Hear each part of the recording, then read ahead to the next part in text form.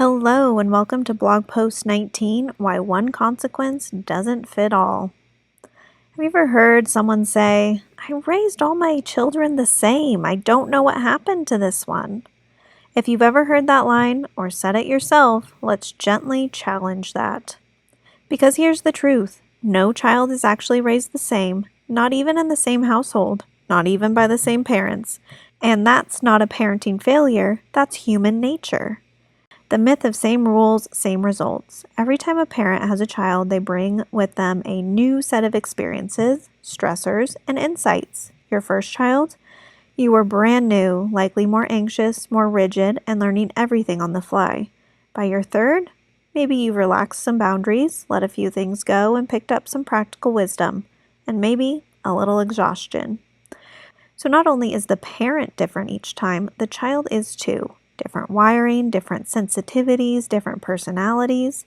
Which brings us to the point, your consequences and follow-through won't land the same for each child, and that's okay. Personality types and consequences.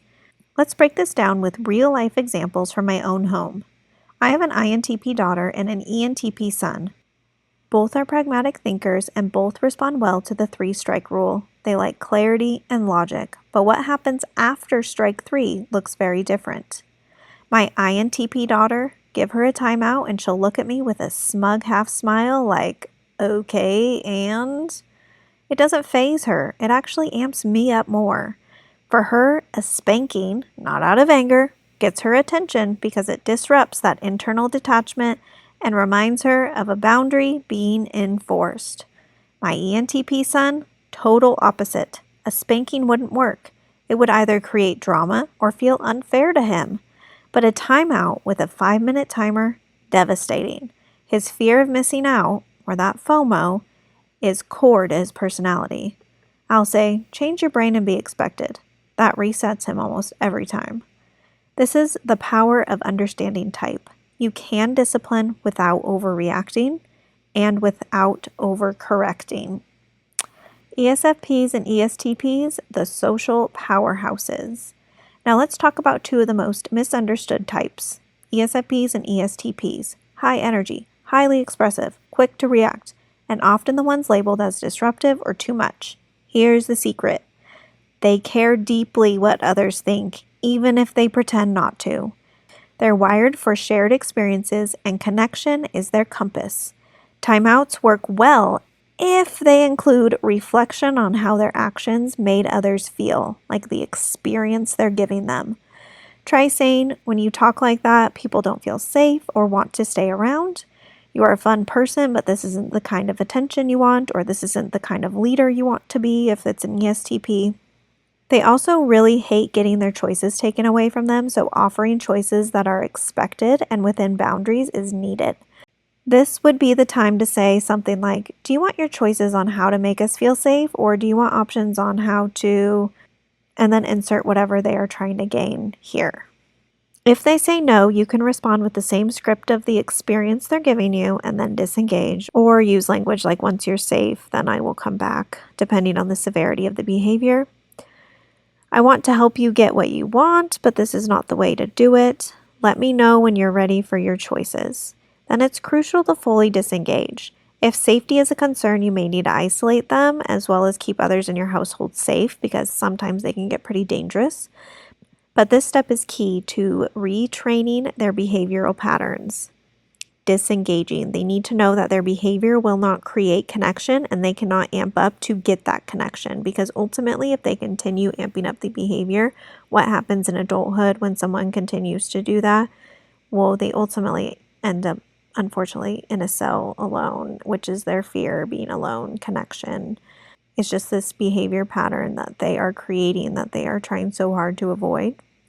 So you want to really teach them at a young age that they will not get the connection or the engagement that they are trying to get, that they are trying to gain through this unsafe behavior that's happening.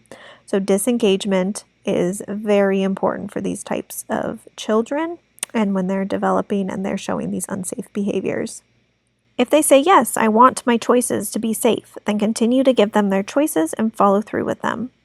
You can repair and state that you are on their team, against the behavior that is unsafe. You are allowed to feel all the emotions, but you need to use it as a trigger to use a strategy, not a command to act out. They also need to be concretely told the strategies that they can choose from to re-regulate and to figure out how to become safe. They need to learn that escalating, demanding, or dysregulated behavior will not get them what they want. In contrast, calming down, cooperating, and meeting expectations will move them closer to their goal. Now, these particular ones, ESTPs and ESFPs, can get pretty violent. So, even teaching them to punch a pillow is safer than being unsafe to people is a much better strategy. So, finding something that they can be almost destructive to that's safe for their knuckles and everybody else involved. Just teaching them those ways so when they're around people, it's not unsafe. This is how we teach kids to shift from reaction to regulation and from control to connection. If they can learn early that their behavior affects how others respond and feel, they'll thrive socially. Left unaddressed, though, they might grow up into the loud, attention-seeking young child and adults who never learns the difference between good and bad attention or good and bad leadership. The difficult ones aren't broken, they're misunderstood. Many of the children who get labeled defiant, manipulative, or bad are actually just confused and overstimulated by a society that doesn't make space for their wiring.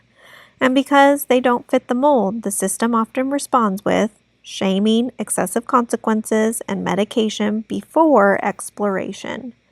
But what they really need is clear boundaries, predictable consequences, language tailored to their type, and a steady adult who will say, I see you, I'm not scared of you, and I'm going to teach you how to thrive here.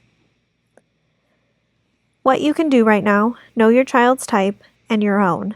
It makes all the difference in how you discipline and connect. Customize your consequences. Logical, consistent, and personalized is better than one size fits all. Teach emotional cause and effect. Help them link their behavior to real-world outcomes, not just punishment. Lead with connection, not control. Especially for the hard-to-reach kids, they need to feel safe before they can change. My final thought. If your child seems unaffected by your go-to consequences, it doesn't mean they're broken. It means they're wired differently. When we shift from control to understanding, we stop seeing kids as problems to fix and start seeing them as people to guide. And when we do that, those strong-willed kids, well, they become some of the strongest adults we know. More resources on the 16 personalities, child development, classroom management, and even structured literacy can be found at mindchild.net. And don't forget to like and subscribe.